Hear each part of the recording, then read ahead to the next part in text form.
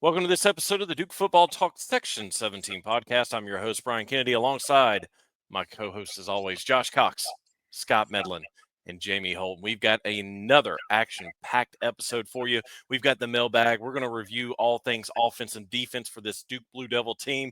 We've got predictions. We've got a new segment coming your way. We'll tell you more about that later. But before we get to any of that, before we hear from Coach Manny Diaz after the big win over Elon, we got to pay the bills. We got to keep all these lights on.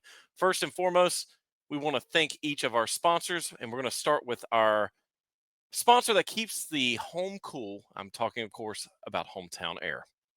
Game day is more comfortable when your home's heating and cooling systems are in top shape. Hometown Air keeps homes in Durham and the surrounding areas running smoothly all year long. From repairs and service contracts to full system replacements, our local team delivers reliable work and honest service. Mention the Section 17 podcast when you schedule your appointment and get 10% off your next service. Call Hometown Air at 919-568-3212 or visit hometownairnc.com for your free quote today.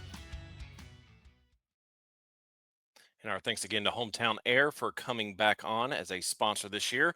This episode's also brought to you by Realtor Matt Lunsford Bliven. When it comes to buying, selling, investing, or building here in Durham and around the Triangle, Matt's always ready to help you move the change. He'll quarterback the whole process from kickoff to the final whistle so you never fumble a deal. If you're looking for a real estate win, put your trust in Realtor Matt Lunsford Bliven, helping you score big in the Durham market and beyond. For more information, email Matt at mlb@nestrealty.com. Again, Matt joined us last year. He is back on this year. And Josh, we have another returning sponsor who actually upped their game. That's right, Brian. El Rodeo on North Duke Street in Durham. They have an incredible menu, obviously a traditional Tex-Mex menu there at El Rodeo. They're only 10 to 12 minutes away from campus. A great place to stop over before or after the game. Well, this week you want to stop there after the game because we have the 12 noon kickoff. But El Rodeo has great food, great drinks, great atmosphere. They can even handle a bigger party with a room in the back, a private room in the back. And so hit them up. Make sure you let them know you listen to the Section 17 podcast and take a picture when you're there. Send it to us, and we'll make sure we send it over their way. But we really appreciate El Rodeo upping their game and becoming a Hellraiser sponsor for this season. All right, let's jump right into it. Not the start any of us really expected this past Thursday night, the only Thursday night game of the season that we know of. But Duke did come out on top 45-17. It was their fifth straight home opening win of the season since 2021. And before we get of our thoughts, we got to hear from the man himself. Here's head coach Manny Diaz. Boy, I'm struggling tonight. Here's his comments post-game after the 45-17 win against Elon. Proud of our guys. There's only one thing we could accomplish tonight, and that's winning the football game, and that's exactly what we did. It was I would say, a nervy start to the game. We felt a little edgy, and it took us a while to settle down. I think you have to give Elon a lot of credit, what we had talked about in terms of not knowing a lot about their personnel or their schemes. I think they had us chasing shadows a little bit defensively early in the game, that we had to come in at halftime and really dial in on what they were doing. And I thought we made really good adjustments defensively. Came out, got the stops, went touchdown, stop, touchdown to start the second half. And from that point on, really exerted control in the game. And then to get a score on special teams was really kind of the final blow that put the game away. I think what you saw that we, once we kind of settled down on offense, we have a lot of weapons. We've, I had mentioned to you all on Monday, we really like the depth of our weapons, and I think that was on display today. Certainly, a lot of the talk will be about Mensah and how he played. But if you look at where the ball can go now, and Barcade, in terms of how explosive he is, Angelo Anthony made a huge catch. You still have Samir and Quayshawn Brown doing great things. Landon King made a big play. And then the backs, right? You see all the backs that we can use, all a little bit different, able to stay fresh. It's exciting. We have a lot of guys that can contribute. So I'm like I said, I'm pleased of the overall performance. As always in openers, there's going to be a lot that you have to correct and will correct. But it's always better to correct it when you're 1-0. And so proud of our guys. Great start to the season. And let's do questions. And again, that was head coach Manny Diaz giving his thoughts right after the Blue Devils won 45-17 over the Elon Phoenix. And we're going to give our thoughts on the game, both on the offensive side and the defensive side. And Josh and I are actually going to hand the ball off to Scott and Jamie. They're going to each give their thoughts, one for the offense, one for the defense. So, fellas, the floor is yours. Who wants to go first to give the initial thoughts on this Duke Blue Devil team after game one? I'll go ahead and go with the offense. And I think what every Duke fan, including me, including all of us, were looking forward to seeing was the new quarterback, Darian Mensah, and Coach Brewer's offense, and what kind of differences we may see from the previous year. Let's just say Darian did not disappoint. He was extremely accurate, and it's not like he was dinking and dumping down the field. He was 27 of 34 for 389 yards, which that came out to about 14 yards an attempt. And that's like, I believe I saw it was like 78% completion percentage. Like I'll take that. Obviously there were some swing outs and some short attempts as well, but he was moving the ball downfield. Also love how Darian was able to spread the ball around. We had 9 different receivers getting involved in the passing game, led by another transfer I think everybody was looking forward to seeing, and that was Cooper Barkate. He was as advertised. He had 5 catches for 117 yards in his Duke debut. And I was really glad to hear that he seems okay after a bit of a scare there in the second half when he came off the field kind of slowly. Other notable receivers, Queso obviously was 6 receptions for 93 yards. We saw the speed with the big punt return for a touchdown. I mean, Queso, we know how fast he is. Samir had his 5 catches for 54 yards plus the 2 touchdowns. Samir had been – Feely gave him a lot of credit, over the offseason for all the work he did, and we saw it immediately against Elon.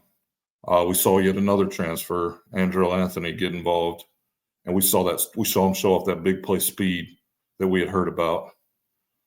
Here's where it got kind of interesting to me. The running game was interesting because if you just look at the box score, Duke had over 150 yards rushing with over a 6-yard per carry average. But if you dig a little deeper, 95 of those yards came in 2 runs, a 63-yard scamper by our guy Castle. Got caught from behind, unfortunately. I think he gave out a gas there towards the end, or else I think he would have scored. A 32-yard house call from Jaquez.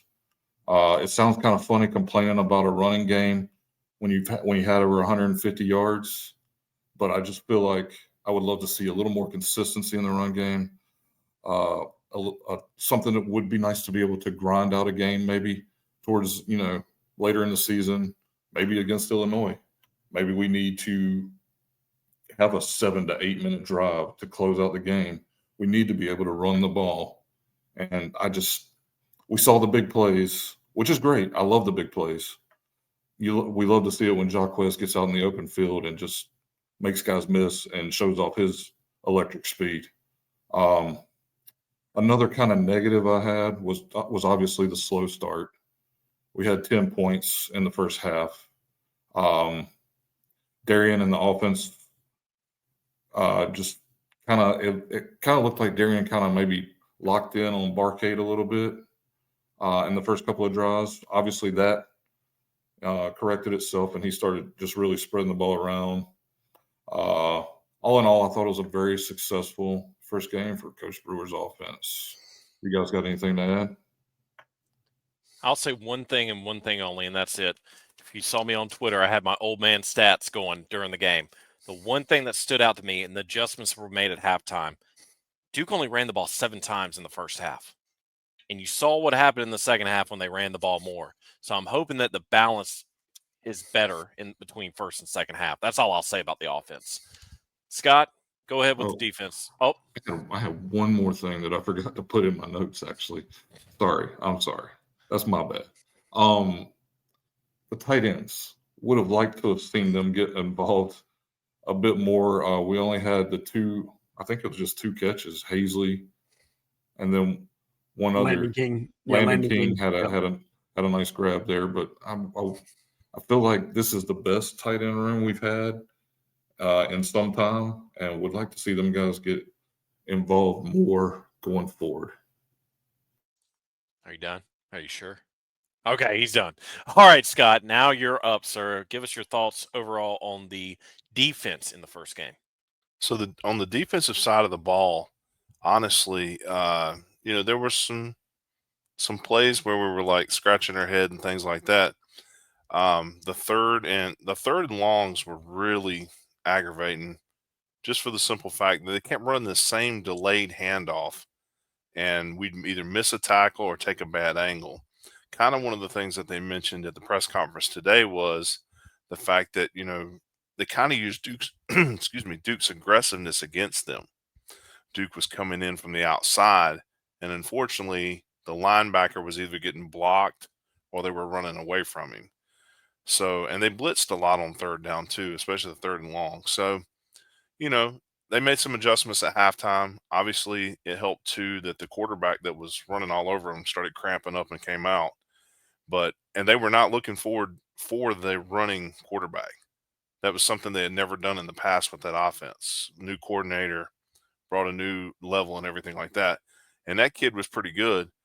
And it was funny because he got 2 or 3 first downs on the option play where Trey Freeman was there one time and had his hand on the jersey, but he was at a bad angle and he just ripped away from him. So, that wasn't too bad. But for me, just there were so many different guys that got a chance to play, number one. But, the new guys were making a lot of the plays. And that was one of the things that was really cool just from our side of watching things. Francois ended up leading the team with 10 tackles. And as a team, they only got credited for 3 sacks. I think that's right. But they got a sack on the first play of the game, technically. And they had the 3 sacks were early. So they didn't get to him as much in the second half. But, Vincent Anthony was all over the place. Aaron Hall, Trey Freeman, Deshaun Stone played really good as far as I was concerned. It was good to see Caleb Weaver in there making some tackles. And let's be honest, it was great to see Nick Morris back out there on the field. Especially after last season, it was good to see him out there running havoc. Good to see Luke out there playing. Landon Callahan had some great plays. Kamari Robinson had some great plays. And then you go to the second string guys. Mekhi Jones got in there and made some tackles. Pelly, who I just found out today, and I didn't know this until today, his nickname is Juice.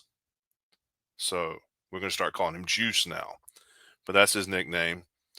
Kevin O'Connor made some tackles. We're just going down the list. Kendall Johnson. I was really impressed with Preston Watson.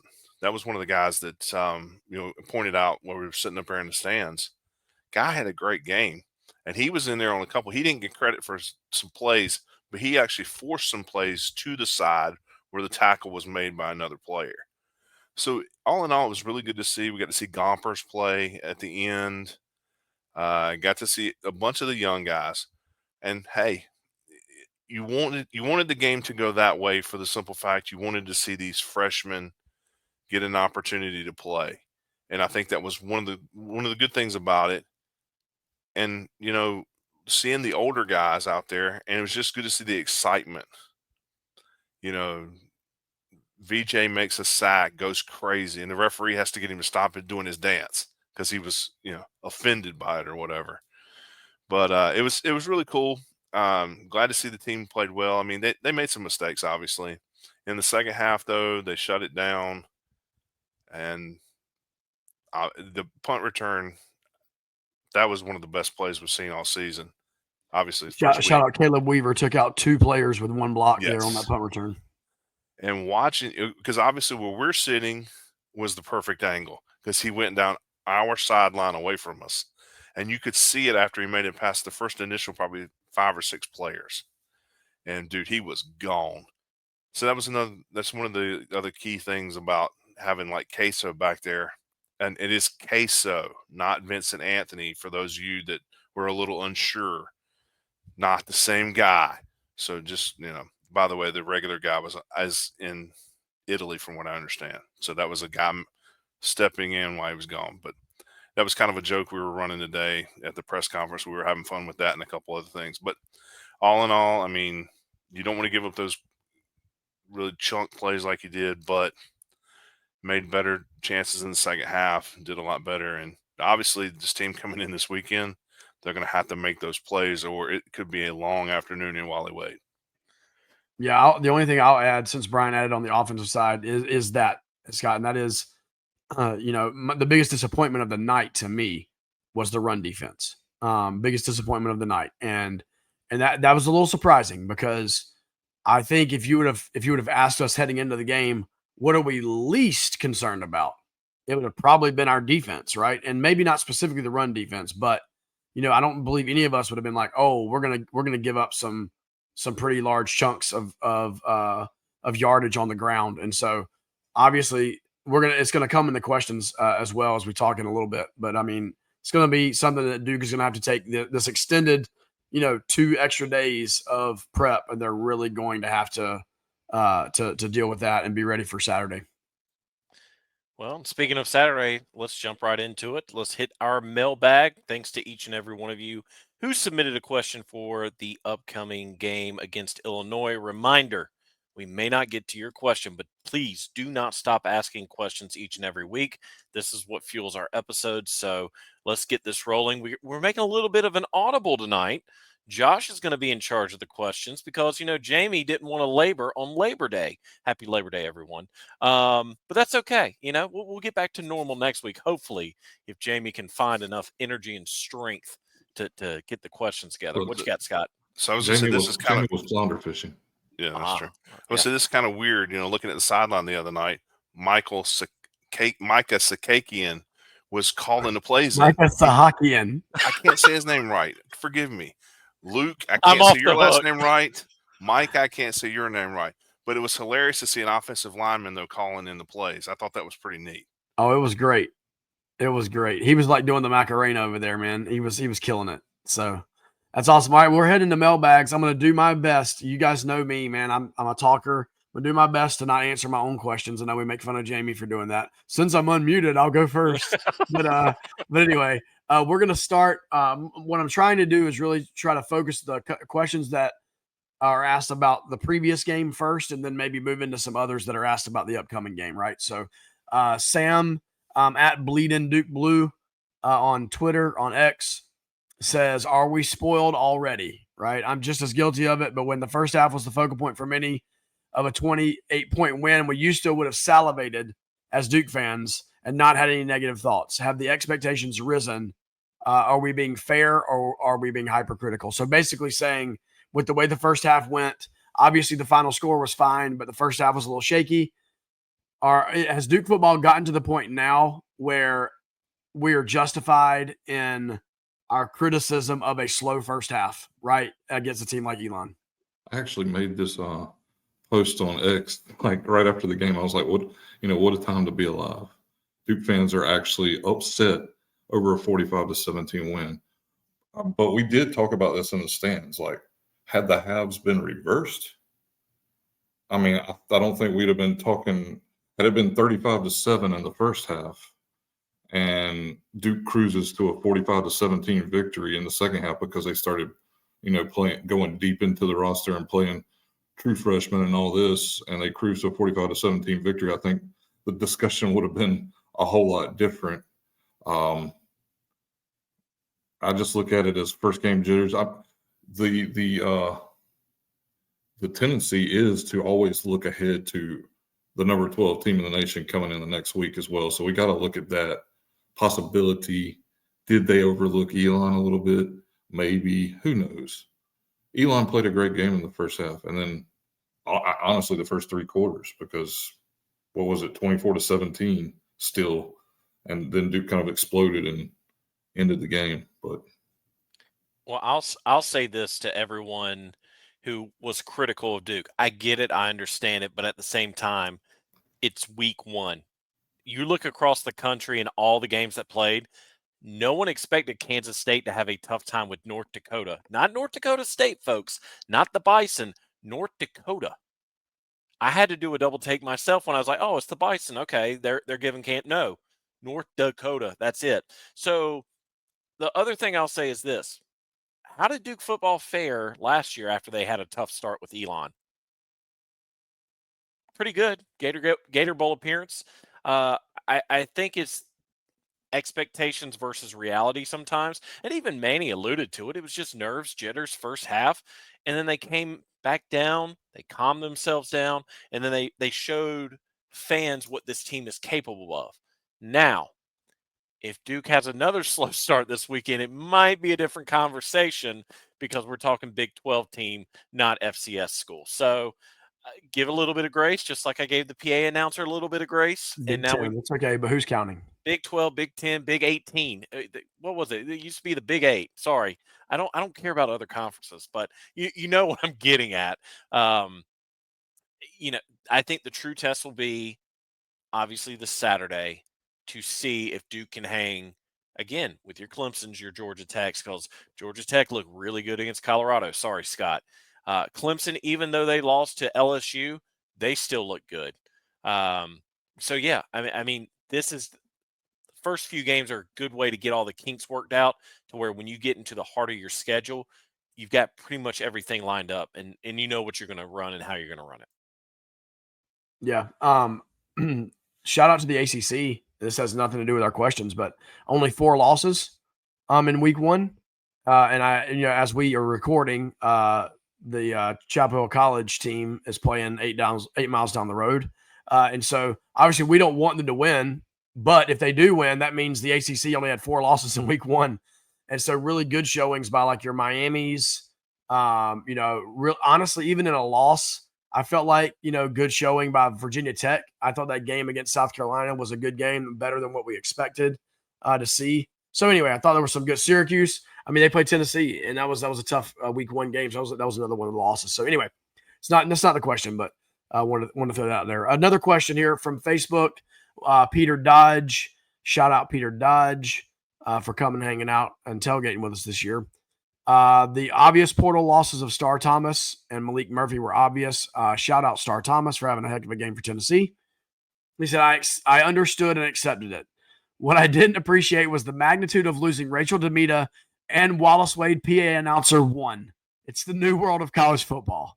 Scott, can you speak to that? Because you told us a little bit about the PA. Obviously, the Rachel Demita thing, my opinion, I think we're fine. Without the in-game host, or we could use the local in-game host and we'd be just fine. But the PA announcer was on that struggle bus, man. Scott, what'd you find out at the presser today? So the regular guy is in Italy on vacation. So, I mean, and yeah, he's definitely announcer 1. So that's, you got to do what you got to do. So I'm not alone with taking vacations during the football season. Okay, I'm good. Hey, just for the record, I mean, our sponsor may not be available, Mr. Matt Lunsford Bliven, because he's going to be eating fish and chips over in jolly old England here very soon. So That's right. But yeah, so that part, here's my opinion. I was joking with you guys about this. I really think that you're going to do the trivia questions. You should have flip-flopped it. Should have had the little girl answer the football questions and had the dudes who did not have a clue. And it was hilarious because the guy behind this got mad at me because I'm like, you got to be kidding me. You don't know who the Mannings are. And he's like, these are 20-year-old college students. I'm like, hold on. The Stallings boys in front of me knew who the Mannings were. They're not 20 years old. So, I mean, and to be honest with you, we didn't know they were doing that stuff. In the past, she was on the microphone, Rachel was, and everything like that. So it was weird. And then basically you just have a cheerleader standing there holding a mic. Doesn't say a word. So obviously there's some things they need to work out. My personal opinion, I'm an old man. The bass was just way too loud on the music. Plus they picked some crappy songs to play. But anyway, that's just me. So I'll hush Boomer. now. BJ Anthony is a great punt returner. Yes, he is. Yeah. Obviously. Hey, if you thought the bass was bad in the stands, imagine standing on the field right under the speakers as they were. I mean, gosh. Standing or sitting on the field? I wasn't sitting. I was taking notes. Imagine bailing and going up to the press box to get That away was a from it. shot. That was a shot at our friend. Hey, but no, speaking of that, Josh, you're welcome, Duke fans, because me and Jordan Mann of the Big J and Little J podcast, we were on the field the entire first half, and you saw the performance. Jordan went up first. I said, you know what? I'm going to follow suit. What happens? We go in the press box, and Duke just lights it up. So Jordan and I, if he comes this weekend, we might just start in the press box and see how it goes. 90-degree weather, by the way. Yeah, I'm out on that, folks. My media pass, I will be on the field. And I have no desire to be in that press box, sound asleep with all the boring things that go on up there in that press box. We all know Josh likes to shake babies and kiss hands. Look, man, Hey, it's and all the about the windows experience, the and windows that ain't were it up open there. the other night, supposedly too. Just FYI. So, all right, moving on. Moving on to we'll kind of make a little bit of a shift here. Let's see here. We'll go overall here. Big Papa RV on X. Duke seems to have a high success rate in the transfer portal. Mensa and Barkate are recent examples. Obviously, there are others that Jamie and Scott, you both highlighted in your offensive and defensive breakdowns. Any insights on the coaching staff process that leads to this hit rate? I am going to take this one because not because I'm unmuted, but because of my relationship to the program over the last year and a half. Duke has a really unique approach to how it selects who they're going to really focus on in the transfer portal. And it's a two-pronged approach. You've got like an old school approach, and that's led by John Garrett. John Garrett is the brother of Jason Garrett, by the way. But John Garrett has been around football his entire life. He's coached at all different levels. He has been, he's that guy. He knows football. He knows everybody in football.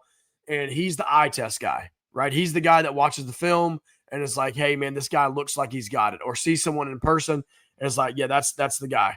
Touchdown Horned Frogs. But then you balance that because that's kind of the old school way, right? And I think that's the way we probably all lean.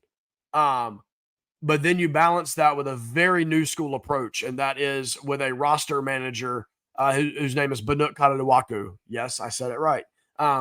Australian guy cut his teeth in Australian rules football. It was a GM. It still is affiliated there with the program in Australia. But he is a roster manager, and he's the analytics / finance guy as far as it goes. And so those two guys work hand in hand. And I would say there's definitely give and take there. There's some like, hey, you got to trust the eye test with this guy because I know what I see. And then on the other hand, there's like, hey, you may not see it, but this guy's numbers really make sense analytically. And so Duke kind of runs that kind of duel back and forth. Those guys work together. And here's what I'll say about Duke's transfer portal rate since Mike Elko and now in year 2 of Manny Diaz. I feel like, there's been a couple of swing and misses for sure, but I feel like the success rate is extremely high. And I'm not even going to go out on the list of guys last year that contributed heavily to the team who were transfer portal guys and the guys we think are going to this year. So that's kind of the behind the scenes process of it. Any you guys have anything to add to that? Nope. Okay, cool. I know that question was definitely going to be me. Okay, kind of. We had several questions about the defense, and I'll ask this one. I think there may be one more related, but the Duke of QP. Shout out the Duke of QP. Once again, another serious question from him. We're a little disappointed in that, but said our linebackers did not do a great job containing the run against Elon. We did not maintain gap integrity. It looked like guys were pressing a bit much. What do you expect to see against a run-heavy team like Illinois? Do you think we'll stack the box and expect our secondary to contain? Well, from what I saw in the stats, and I didn't get to watch any of the Eastern Illinois game, the quarterback for Illinois can run. He had 3 rushes for 27 yards. I don't think he wants to run. I think he wants to pass. But in the instance to where, say, a blitz gets through the O-line, he can get on his legs and get going. So I'm not answering that question, Scott. I could see you were ready to answer it. All that to say, looking at the stats, it looked like Illinois had like 3 or 4 rushers that could run the ball. Now, granted, I'm sure it was garbage time late in the second half, but still, that was a concerning question mark, I guess you could say, in the Elon game. I thought it. I mean, we know that the secondary is good, but the rush defense kind of surprised me. So that's definitely going to need to get cleaned up this week in practice. So one of the things they referenced today was the fact that they have an O lineman.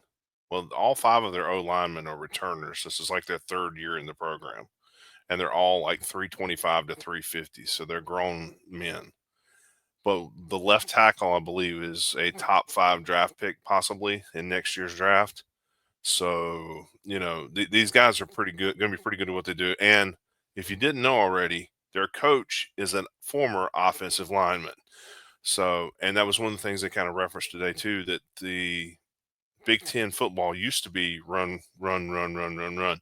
Now it's kind of gone to the new age system with when Urban Meyer came to Ohio State, that they can do both, and they're really good at that. And speaking of Luke Altmaier, Brian was kind of mentioning it. They really don't try to use him to run. He can run, and if you gap integrity, like QP mentioned, is not held, then he will run and he will get yardage. So that's something they definitely need to work on.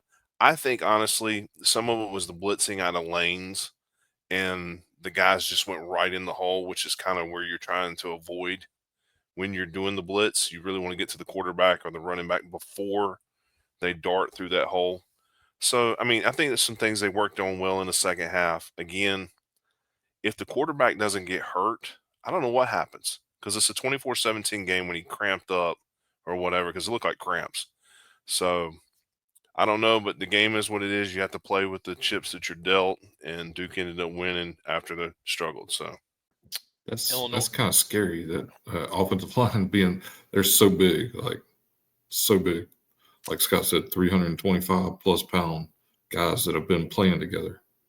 That scares me. Looks like Illinois has a 2-headed monster in the backfield. Caden Fegan and Aiden Lawfery. I think I said his last name right. If not, Illinois fans, I'm sorry. 26 carries combined for 187 yards. That amasses to about 7 yards a carry.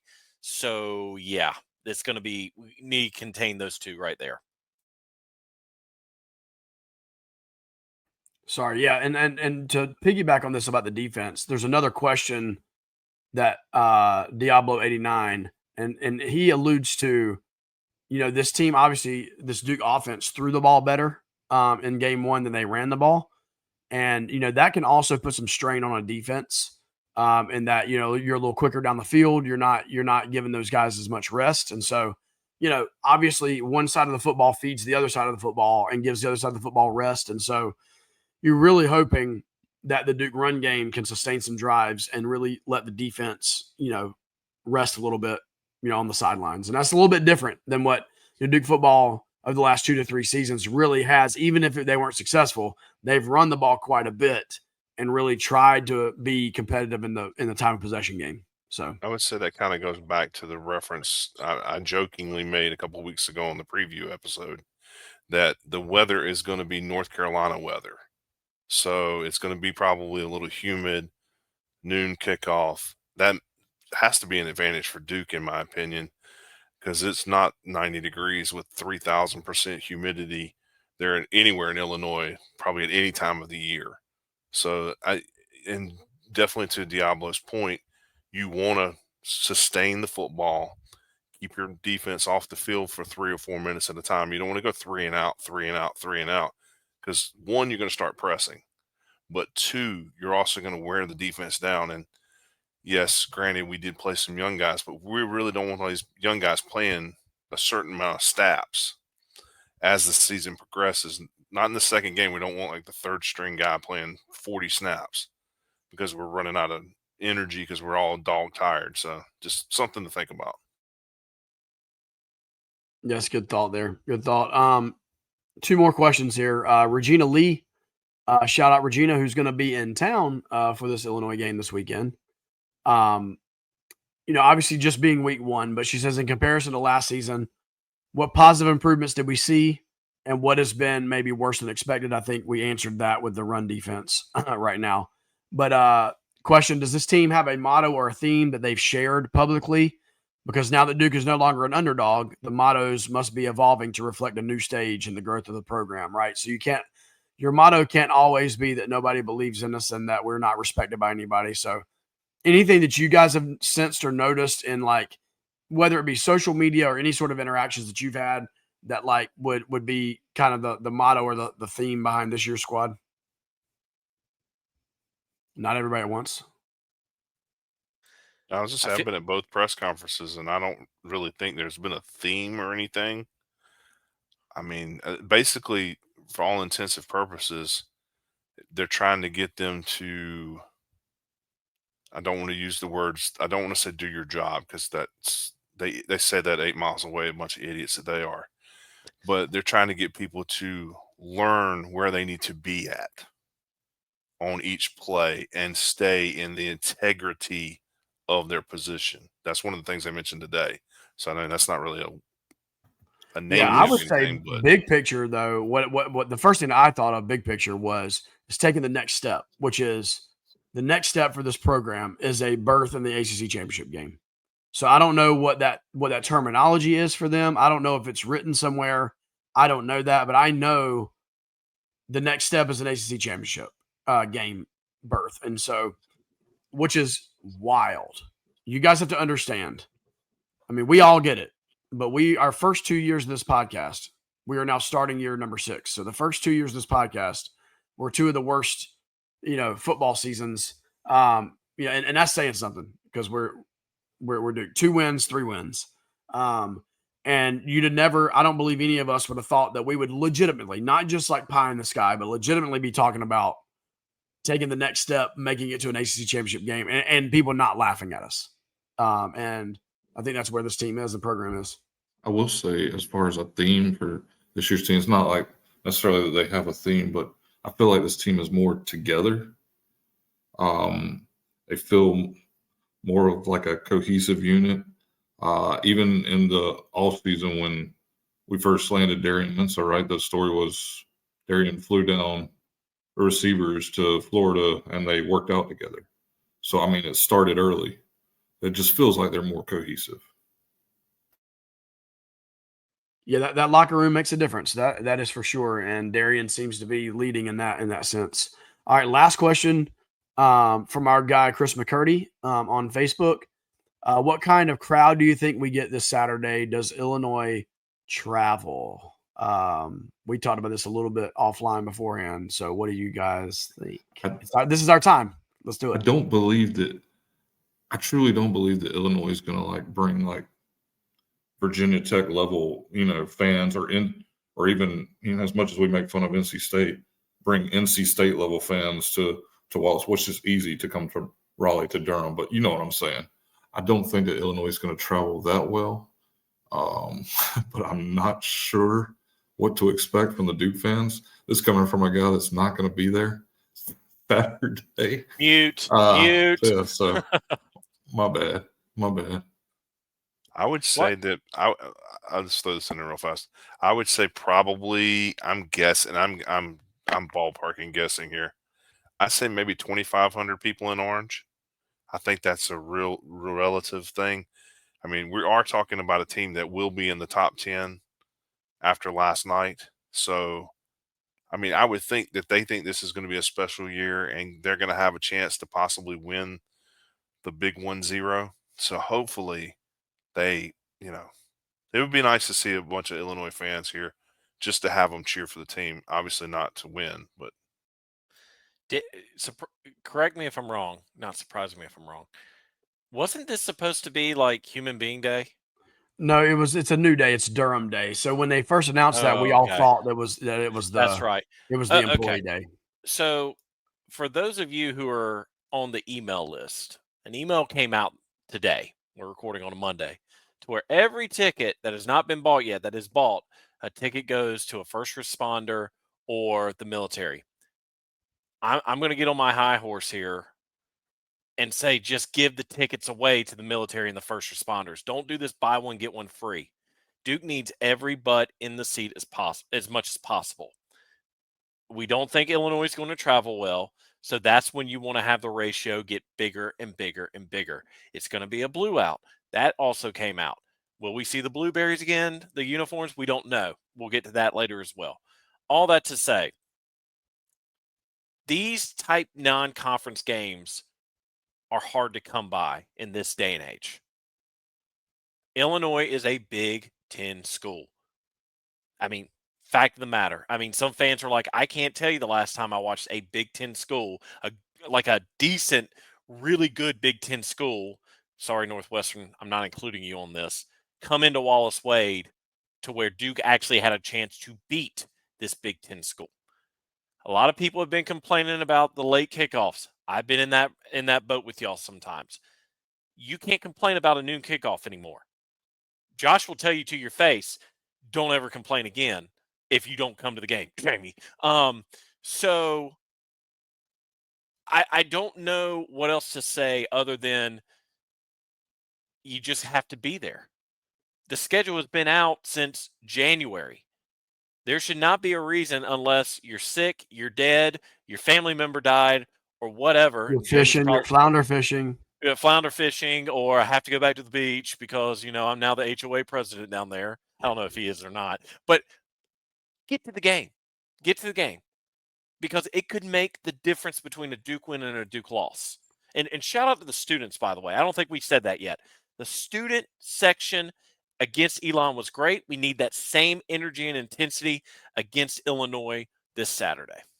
Yep, and I'll finish this out, and this will conclude our section, our mailbag segment. As of this past Thursday night, I know what the ticket allotment was or what had been sold, and it was abysmal, like embarrassingly low. So Duke fans that live within driving distance, to Brian's point, like, get out there. You can listen. A 12 noon kickoff means that you can make it to dinner Saturday night somewhere. Like, it doesn't take up your entire day. We have really good tailgate opportunities coming up Saturday morning. Breakfast and lunch, by the way. I'll give you some more details in just a second. Breakfast and lunch, but starting breakfast at 8:30. We'll be out there. Scott will be out there at the crack of dawn, before the crack of dawn on Saturday. And so there's no excuse not to be there. We're doing our ticket giveaway, which I'll give some information on here in just a minute. But make sure you're out there. And if there's one game this year that you need to come to, make it this Saturday, because we definitely don't need that ESPN 12 noon, thing showing like all those empty bleachers. We just don't need that. Well, we're not done with this, folks, because it's now time to debut our newest segment. This is something that just became a brainchild as we were discussing possible new ideas for this season. And I think you're going to enjoy it. We don't know who's going to go on this, what we call 2-minute tirade. It's called 2-minute tirade, by the way. We don't know what it's going to be every week. We just go by what happens each weekend in the college football world.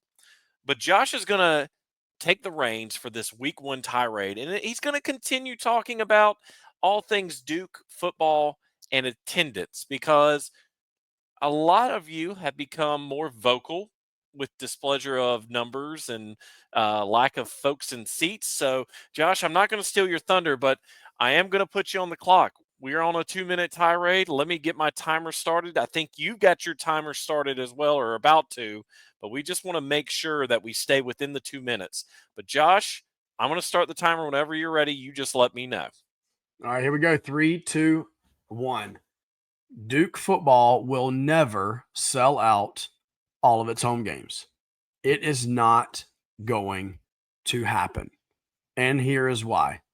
Every time Duke has sold out Wallace Wade Stadium, it has been with the assistance and the help of the opposing team at a large scale. Whether that is our friends down the road at Chapel Hill College, our friends at Valley with NC State, our friends from South Bend, Indiana, a couple of years ago.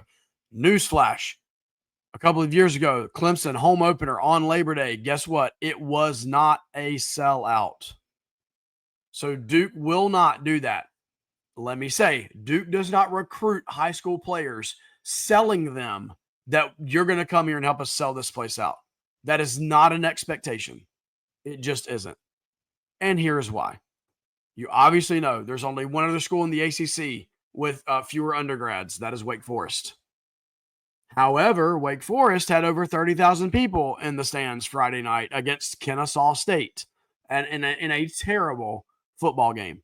But Duke's undergrads, not only that, Duke's undergrads, they graduate from Duke. They may go to grad school here, whatever they do. They move literally all over the country, all over the globe.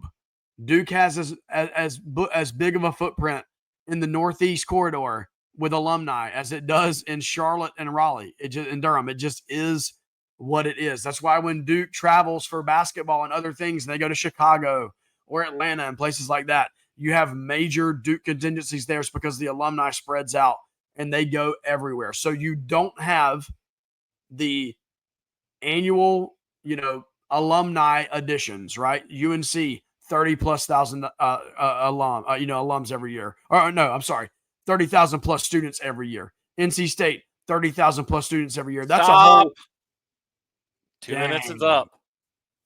That's fine. That's all good. I think you got it. Hey, yeah, absolutely. See, 2 minutes is not as long as people think, because Josh was just getting to the good stuff. I mean, we were doing research before we came on, just looking at the historical numbers with Duke and the seasons. We can't do it. Yeah, Can't the year after maybe the to add it Chick-fil-A to Bowl. another tirade. We'll have to add it to another tirade. Yeah, so that is our newest segment, 2-minute tirade.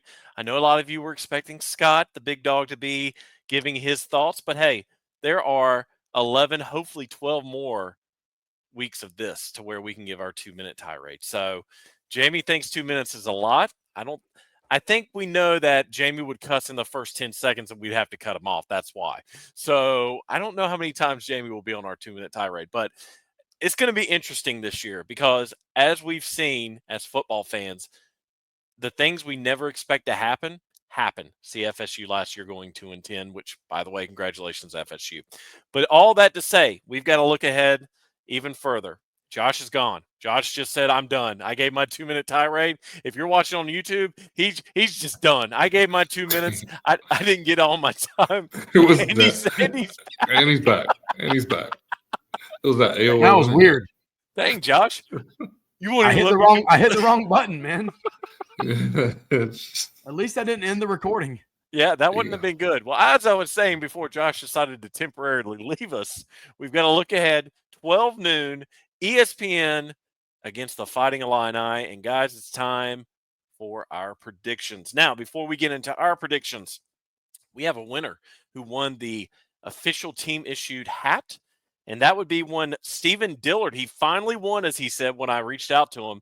Stephen, actually good prediction, predicted Duke to win 45-13. So he was only off by 4 total points. Now, before we go into our predictions, like I said, a few housekeeping rules for predictions moving forward for you, the fans. We are going to be posting on socials. Let me rephrase that. We're still going to be posting on socials. However, there will be a link for you to click on to enter your official prediction for the game. So no more the four of us scrolling through social media on a Sunday trying to figure out, okay, well, this person on Facebook posted this, but this person's on Twitter posted that, blah, blah, blah, blah, blah. So that's where you're going to do it. A couple of rules for those of you who might be new. This is how we pick a winner. You got to pick the winner first, whether it's Duke or the opponent. If you get the winning team score predicted on the nose, you're still qualified, okay? So I don't want to hear, especially for like this Elon, well, I picked Duke to win 44-16. I should win. No, some people got Duke's score right on the nose for 45. If I've got multiple folks that have picked the winning team score, then I go the cumulative score combined, whoever gets closest to that. So that's how Steven won, all right? Now, let's get to our predictions, fellas. We already know. Hey, what are we giving away this week, Brian? Oh, that's right. That's right. I thought I could get away with it and keep it myself. It's a good one because it's a big game against Illinois. I've got it right here. Oh, wait. Here we go. We're up in our game. We're going with this beautiful, and it's perfect because it's a blue out. It is the long sleeve Duke T-shirt hoodie, officially from Nike. Let's see if there might be a price tag on here. Actual retail value is not listed. So there you go. It was definitely going to someone on the team. But yeah, here, hood's in the way. There we go. So this could be yours. The size is extra large. Again, a reminder, it is what it is what we got from the equipment staff. Again, thanks to Wes and Wolves for providing this clothing apparel for our giveaways this year. So that will be the Illinois winner. And we will post the prediction post probably Wednesday. Since it's a Saturday game, give people plenty of time. 1 entry per person. If I see 4 entries from the same person, we're just going to have to pick the closest one. But anyway, so let's get started. We know it's a blue out in the stands, but do we think it's going to be a blue out on the field? Will the Blueberries be back for week 2? You know what? As they say, I'm unmuted. I'll go first. This is going to be a close one, but I also think there's going to be scoring involved. Even though Illinois shut out Eastern Illinois, this Duke team has shown that their offense can click, and hopefully they'll click at the right time, first half, on Saturday. I think Duke is going to beat Illinois, silence a whole bunch of naysayers in a close one. I've got Duke winning 35-31. A little bit too close for comfort, but I'm hoping Duke gets out to like a 28-7 lead and holds on to it at the end. Now, as far as the jerseys go, if it's a blue out, I think the Blueberries are back, but I think we're changing the logo on the helmet. We are going to go from the traditional Iron D to the Gothic font. So all blues with the Gothic font. I'll be honest, I tried to reach out to the equipment staff. I'm that guy, mute. I did not get a single response. Good on them, because had they told me, I would have graciously bowed out of the predictions. So who's next? I'll go ahead and go. I think this was one of my 3 losses I predicted on our schedule. I predicted us to beat 9-3. I'm going to stick to that, unfortunately. Obviously I want Duke to win, and I hope they win. I think Illinois is returning something like 15 starters, I think we talked about earlier, maybe on our group text. 15 or 16 from the regular season. They actually returned 18 from their bowl game. Wow. Yeah. That's very impressive. You think about, 22 guys on both sides of the ball, like that's impressive. This is a team, as I think even Brian talked about earlier in the episode, that has Big Ten championship aspirations. They're probably going to be in the top 10 rolling into Wallace Wade. I think I'm going to go Illinois 24, Duke 20. I think it's very close. I think Duke shows up. Once again, I hope Duke wins. But I'm going to keep it to one of my losses, as I had predicted earlier. Uniforms, I'm going to go blue out, and I'm going to go the same as Brian. Honestly, I was thinking about the Gothic script, so I'm going to stay with the same as Brian. Blue out, blue helmets, Gothic script. All right. So, honestly, when you say it's a blue out, you seem like you make it easy, but since Manny likes to use the baseball references, I wonder if they're throwing us a curveball. You never know. But and shout out to Wes and Wolves. They came by the other day before the game and may even make an appearance Saturday for some breakfast. We tried to talk them into that. So anyway, but shout out to those guys. So I'm gonna go with the. I'm sorry, I was gonna do this before they even mentioned it. Same uniform, same helmet. I think that's apropos. There we go. Yeah, one too many letters there. Hey, I've already missed 2 names. I missed spelling a word. I'm good. Scott, I love you this year, man. You've been taking all the heat off of me, man. It is what it is. Get off my lawn, okay? My spirit animal. So that we'll go with that. Now, for those of you scoring at home or playing by yourself, -2.5. I did that for y'all's reactions just to see that, and the 3 of you did what I wanted. So, -2.5 is the line as we start right now, and 50.5 is the overall.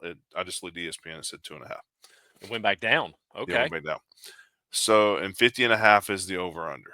So, obviously, Brian's would definitely beat both of those things. So I'm actually going to go. I want to go over. Not to put any pressure on him, but I'm going to do it anyway. I'm going to pick Duke to win, obviously. I'm going to go 31-28 with a Todd Father walk-off.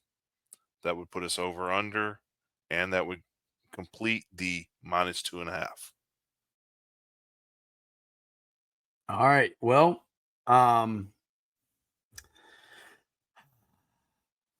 do I stay true to what we talked about in the preseason? That's the question. I'm going to get the jerseys out of the way. I'm going to go blue out, but I'm going to go different. I really want to see the blue out with a Hellraiser. So let's see if that happens. That would be really awesome. Logically, I think I'm with you guys, but I would love to see blue out with a Hellraiser. Kind of a weird one would be, last year for that one game when they honored the '89 team, they did the old Duke script. 94 team. That's right. 89 team was the year before, I think, or something. But anyway, the 94 team, yeah. They had the old Duke script. But anyway, score. Man, I think Duke with this offense and throwing the ball around like they did in the second half, I think Duke's going to be able to score. But I also think that we're going to struggle to stop them from scoring if we don't greatly improve. So I'm going to stay true. This year I can do this. I can be more honest on my predictions because last year I couldn't be. I'm going to go true. I'm going to stick with Jamie on this one. I'm going to say it's going to be close, but I'm going to pick Duke to take the loss. And I'm going to take us I'm going to go 31 Illinois to 27. 31-27 Illinois.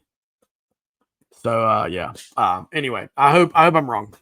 So right down the middle, 2-2. Me and Scott are the homers basically, and Jamie and Josh have the level head on their shoulders. Yep. All right, we good. Yeah, 4 minutes, but it's a toss up either way. Comes out. Yeah, it's a toss up. All right, I've got a couple housekeeping things, and Brian's got a did you know before we get out of here. First of all, tailgate. You guys showed up, even though Duke sucks at tailgates on Thursday night, weeknight games. You guys showed up. We had a great turnout for tailgate. We will be there Saturday morning. B3 Collective. Shout out to the Rocket Man, to the Hard Hat guys, to shout out to the Scums. We're hanging with us. Shout out to Bayou Blue Devil, Boo Crew, everybody that's there. Please come. You are invited, right? You are invited. Bring a tent.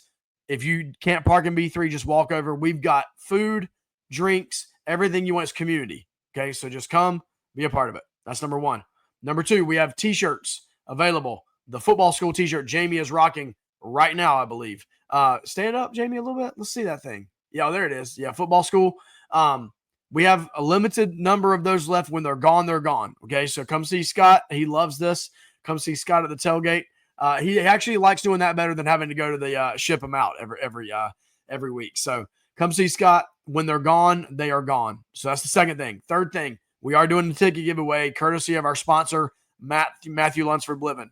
This week, we're going to give you instructions on social media, but you're going to be entering an email address at Matt's website, and then we're going to pick from those people. So that's the ticket giveaway. We're giving away 2 tickets this year, courtesy of Matthew Lunsford Bliven. Brian, you got a did you know, and then I'll take us out of here.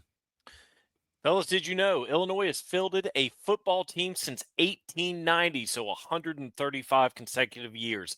The first team was coached by their quarterback, Scott Williams, and the team went 2-1 for the season. In the 135 years of the program, Illinois has won 15 Big Ten titles and has claimed 5 national championships, with their last coming in 1951. The most famous Illini football player to play in Champaign, Red Grange, otherwise known as the Galloping Ghost. Fellas, in 3 years, Grange played for Illinois in 1923 to 1925. He amassed 3,300 yards and 31 touchdowns. He also threw for 575 yards and helped lead Illinois to a national title in 1923. Here's the most impressive stat of them all. He accomplished all that in 24 total games. that was the did you know for Illinois. So another great episode in the books. I know I was shocked when I read that. We got 2 minutes, so quick thoughts on that one. Follow, like, subscribe. YouTube, hit us up. We want to get to 1,000 subscribers. Please do it. At Duke FB Talk everywhere else. But like, hit us up, and that's insane number. Scott, I just interrupted you. Go ahead. No, I was going to throw two things in there. Get well soon, Dwayne Carter. We love you, brother. Hope you get well soon. Secondly, there's a chance that the huddle crew may be coming to eat breakfast with us. If you have seats at 11 o'clock, they're going to be over there doing the huddle. Let's go over there and spend a few minutes with them before we go into the stadium. It's kind of weird with the 12 o'clock kickoff, them starting at 11. But just go by, be in the crowd for a few minutes because they really would like to have as many people as they can get over there wearing Duke blue. Jamie, you good? Final words before you abandon us this weekend? Nope. He's thinking about the flounder. Well, folks, another great episode in the books. We are 2 for 2 for the season. We did it under another hour, so we are rocking and rolling. So thanks to all of you for all the mailbag questions, and we hope to see as many of you as possible this coming Saturday against the Illini. But for Josh Cox, for Scott Medlin, for Jamie Holt, and producer Tyler Witt, I am Brian Kennedy, and this has been yet another episode of the Duke Football Talk Section 17 podcast.